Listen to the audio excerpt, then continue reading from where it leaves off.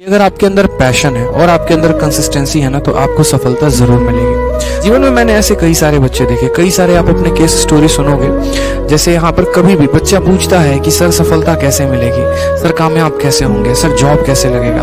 आप बचपन में एक स्टोरी सुने थे, आपने बचपन में कहावत सुना था, याद है ये कहावत यहाँ पे, करत करत अभ्यास के जड़मती होत सुजान, रसरी आवत जात के सिलपत परत निशान। कहने का मतलब क्या है, आप अभ्यास करते रहो करते रहो करते रहो, ठीक है।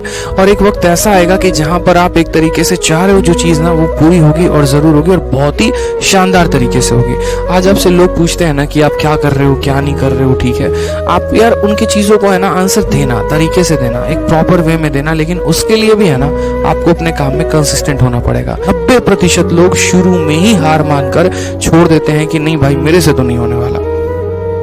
बस वो जो 10% लोग टिक जाते हैं ना, जो कंसिस्टेंट रहते हैं, जिनका रूटीन है मेरे भाई कि आज मुझे जाना है तो जाना है, मुझे कल जाना है तो जाना है, तो उनका जो एक तरीके से पैशन होता है और जो उनकी कंसिस्टेंसी होती है वो रिजल्ट लेकर आता है और ये लीड करता है उनके सक्सेस में। चाहे आप मिस्टर एशिया की स्टोरी सुन लो या आप मिस्टर वर्ल्ड की स्टोरी सुन लो, आप यहाँ पर जब भी देखोगे तो वो अपने लाइफ में बहुत कंसिस्टेंट रहे, ठीक है। आपने दंगल मूवी देखी, आपने यहाँ पर और भी कई सारे मूवीज देखे, सब में आप एक चीज देखोगे, कोई भी होता है भाई, चाहे कोच भी रहे तो उसको भी कंसिस्टेंट होना पड़ता है, और जो आपका एक खिलाड़ी है उसको भी कंसिस्टेंट होना पड़ता है। सीधा एक बात बोलता है कि तुम अपने मेहनत के दम पर, पहले के दम पर तो ये मत सोचो कि तुम्हारा जीवन सिक्योर है।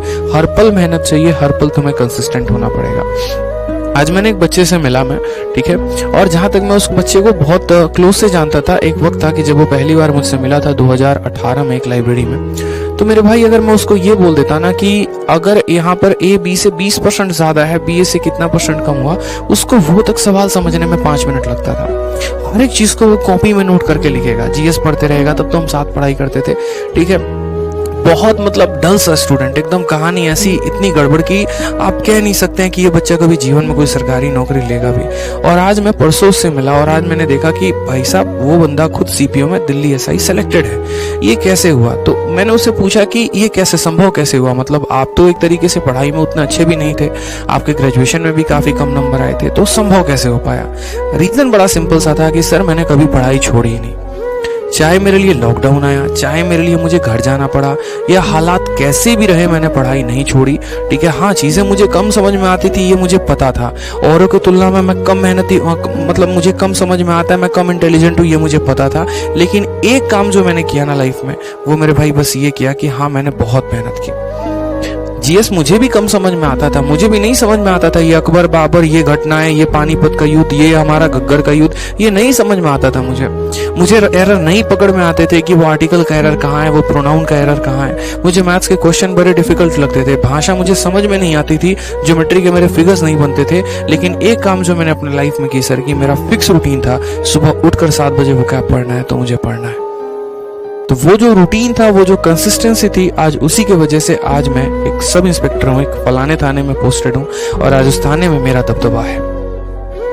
ये बड़ा फर्क हो जाता है जब ऐसे लोग भी कामयाब बनते हैं, जहां पर ऑलरेडी समाज में हर जगह लोगों ने ये कह रखा हो कि तुम्हारा कुछ नहीं हो सकता, तो वो एक एग्जाम्पल सेट करते हैं, वो बताते हैं कि क्या है। मैं आए दिन आप लोग के कमेंट पढ़ता हूँ, सर मेरा हो जाएगा, ठीक है। बहुत ऐसे बच्चे यहाँ पर हैं जो सोचते हैं, अपने ऊपर शक करते हैं, यार मेरे से तो 2 क्वेश्चन नहीं बने। एक बच्चा कमेंट किया कि मेरा तो एमटीएस नहीं निकला, मेरा सीजीएल क्या निकलेगा। अरे मेरे भाई, स्पेसएक्स तो पहली बार फेल हो गया था, दूसरी बार भी फेल हो गया था, तो क्या यहाँ पर इलॉन मस्क दुनिया के रिचेस्ट पर्सन नहीं बन पाए? क्या बन पाए ना, मेहनत की उन्होंने, आप भी करो ना, क्या परेशानी है? करो, मेहनत करो। जीवन में आपके लिए भी बहुत कुछ रखा गया है, लेकिन मेहनत करोगे तब तो आगे बढ़ोगे ना। मेहनत ही नहीं करना चाहते, कंसिस्टेंट ही नहीं होना चाहते, तो कैसे होगे? अगर पानी में भी इतनी ताकत है कि अगर बूंद बूंद करके गिरे ना, पत्थर में भी सुराख कर सकता है भाई, ये उसकी ताकत है। लेकिन वो पानी की ताकत नहीं है, पानी के कंसिस्टेंट होने की ताकत है।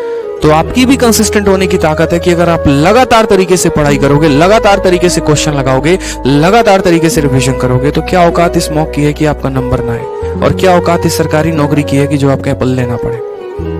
मेहनत करो भाई, जीवन में आगे बढ़ो, कंसिस्टेंट रहो। आज ऑफलाइन में एक बच्चा आया, ठीक है, काफ़ी ज़्यादा परेशान था। मतलब मैं आए दिन बच्चों से मिलते रहता हूँ तो मुझे उनकी मन की बातें पता चलती रहती हैं, क्या है क्या नहीं, उनके परेशानियों को अच्छे तरीके से समझ रहा होता हूँ। तो एक बच्चा है, उसने कहा कि सर मैं तैयारी बहुत अच्छी कर रहा हूँ और ऐसा नहीं है कि मेरी तैयारी में कोई कमी है, मैं मेहनत भी बहुत शानदार कर रहा हूँ, लेकिन जो मेरा एक बाकी दोस्त है उन सब का सिलेक्शन हो गया और मैं वहीं का वहीं रह गया हूँ, मुझे समझ नहीं आ रहा है मेरी गलती क्या है।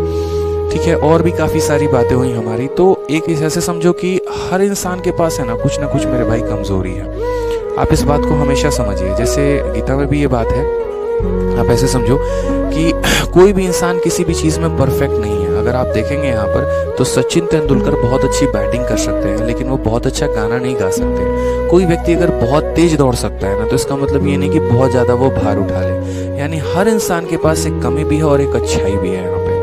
उसी तरीके से आप अगर देखें ना तो ताकत को पहचाने, आप काम कर रहे हैं और लगातार मेहनत किए जा रहे हैं तो सफलता कहाँ से मिलेगी? अपने पॉइंट्स को जानिए ना। ये बात आप मैथ्स में अच्छे हैं, आप रीजनिंग में अच्छे हैं, आप जीएस में अच्छे हैं, जो पॉइंट आपका अच्छा है उसको थोड़ा सा निखार लीजिए और जो डलेस्ट पॉइंट उस पर काम करिए। अब ये नहीं यहाँ पर हो गया कि जैसे मान लो कि मेरा कोई पॉइंट वीक है तो इसका मतलब मैं दुर्बल हूँ, मैं मन का थका हूँ। मेरे भाई कोई इंसान अगर मन से थक गया ना तो वो उसी दिन खत्म है, उसी दिन बर्बाद है। कोई भी इंसान कभी भी हार नहीं सकता जब वो मन से किसी को कोई ना हरा दे। अगर मुझे किसी ने मत के लिए भगवान माना जा रहे हैं आप क्रिकेट के हिस्ट्री में, तो वो क्या होता है कि आप अपने कमजोरियों पर काम करना शुरू करिए, उसको और बेहतर करना शुरू करिए।